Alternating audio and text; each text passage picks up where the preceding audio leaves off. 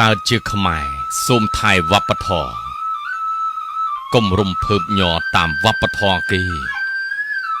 កុំរៀនត្រាប់ចម្លងមិនល្អទេ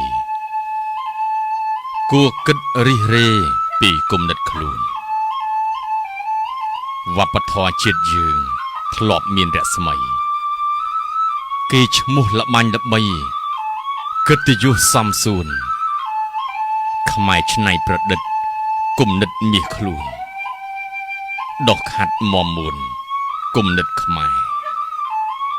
ប្រឹងរៀនស្រាវជ្រាវប្រឹងស្ដាប់ប្រឹងអានមិនយូរប៉ុន្មានគំនិតថ្មីដែរ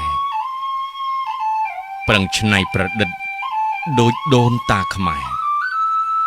ឲ្យល្បីពូកែថែវប្បធម៌យើងវប្បធម៌ជាតិយើង